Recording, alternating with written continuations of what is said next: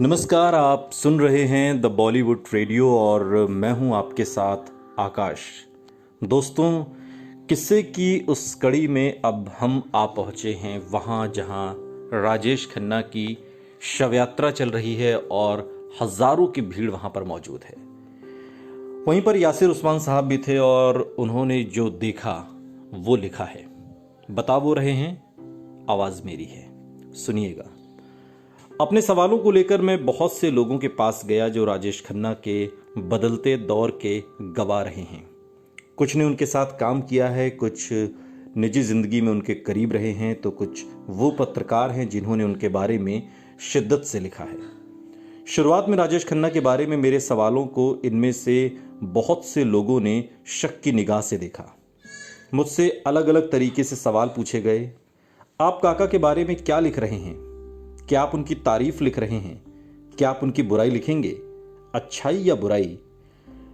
मैं हैरान था क्योंकि सवाल पूछने वाले लोगों ने जैसे तीसरे परिदृश्य के बारे में तो सोचा ही नहीं था, यानी एक जटिल मगर दिलचस्प शख्सियत के बारे में संतुलित वर्णन। हमारे समाज में गुजरे हुए व्यक्ति के बारे में आमतौर पर बुरा नहीं कहा जाता।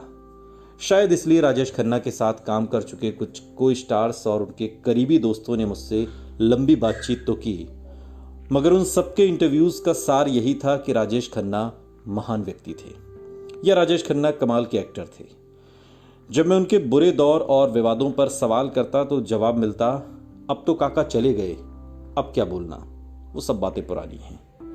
कई लोगों ने मुझसे मिलने तक से इनकार कर दिया। मैंने राजेश खन्ना की पत्नी डिंपल कपाड़िया से भी बात करने की कोशिश की, लेकिन मेरे संदेश का उनकी तरफ से कोई जवाब नहीं दिया गया। ऐसी घटनाएं वाकई निराश करने वाली थीं। इसकी वजह से सिनेमा के इतिहास के एक अहम हिस्से को दस्तावेज बंद करने में मुश्किलें तो जरूर आईं। फिर ऐसे लोग भी मिले जो अपनी यादों के सहारे मुझे भी उसी दौर में ले गए। उनकी जानकारियों और स्मृतियों के रंगीन चश्मे से 60 और 70 के दशक की फिल्म इंडस्ट्री को देखना एक बेहद खूबसूरत अनुभव साबित हुआ। हिंदी सिनेमा से जुड़े इन किरदारों की यादों पर सवार होकर मैं जैसे उसी दौर में पहुंच गया। वो दौर जब हवाओं में रोमानियत थी, फिल्म मेकिंग में जुनून था, फैंस में अजीब सी मासूमियत थी और फिल्म स्टार्स जैसे आसमान में चमकते सितारे थे जिन्हें देख तो सकते थे लेकिन छू नहीं सकते थे। इसका मतलब ये बिल्कुल नहीं है कि उस दौर में फिल्म इंडस्ट्री में कोई हलचल नहीं थी या प्रतिद्वंदिता की कोई कमी थी। फिल्म इंडस्ट्री में हमेशा से सितारों के बीच कड़ा मुकाबला होता आया है।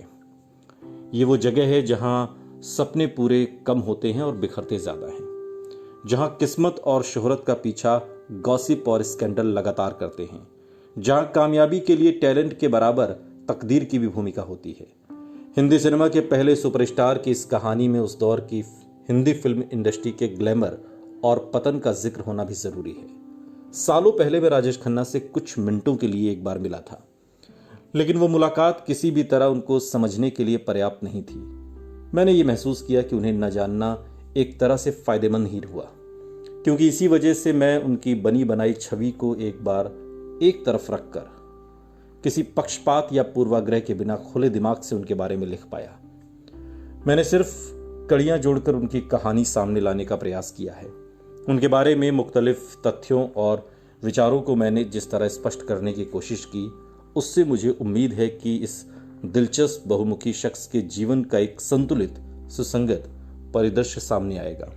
इस कहानी में उनके शख्सियत की 3 आयामी जटिलता की भी बात होगी। ये एक ऐसे शख्स की कहानी है जिसकी जिंदगी कामयाबी की ऊंचाइयों से लेकर नाकामी की गहराइयों तक चढ़ती उतरती रही, किसी रोलर कोस्टर की तरह, लेकिन उसने कभी हार नहीं मानी। राजेश खन्ना ने एक बार कहा था, मैं अपनी पूरी जिंदगी वैसे ही दोबारा जीना चाहूंगा।